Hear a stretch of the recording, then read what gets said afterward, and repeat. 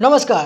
রাজ্য সরকার সিভিক ভলেন্টিয়ারদের ১,০০০ টাকা বেতন বাড়ালো এবং আরও অন্যান্য সুযোগ সুবিধা ঘোষণা করলো আজকের রাজ্য বাজেটে। আসুন এই নিয়ে আমরা আলোচনা করবো। তার আগে আপনারা অবশ্যই আমার চ্যানেলটি সাবস্ক্রাইব করে নেবেন। দেখুন, সিভিক ভলেন্টিয়ারদের ১,০০০ টাকা বাড়লো, পুলিশে ঢোকার সুযোগ সহ আরও একগুচ্ছ ঘোষণা বাজেটে।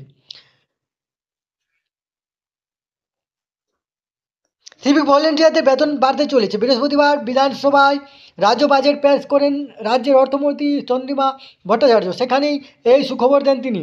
প্রায় দেড় লক্ষ প্রায় ১.৫ লক্ষ সিভিক ভলেন্টিয়ার, গ্রিন পুলিশ ও ভিলেজ পুলিশ রয়েছেন রাজ্যে, যারা আইন শৃঙ্খলা বজায় রাখতে পুলিশের পাশাপাশি গুরুত্বপূর্ণ ভূমিকা পালন করেন। এই কর্মীদের বেতন ১,০০০ টাকা বাড়ানো হবে।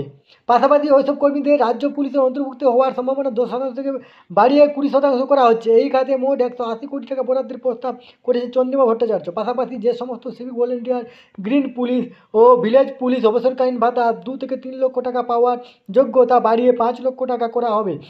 এর ফলে ৫০,০০০ কর্মী উপকৃত হবেন। এই খাতে ১০০ কোটি বরাদ্দের প্রস্তাব করা হয়েছে। উল্লেখ্য, এখন সিভিক ভলেন্টিয়াররা মাসে ৯,০০০ টাকা ভাতা পান।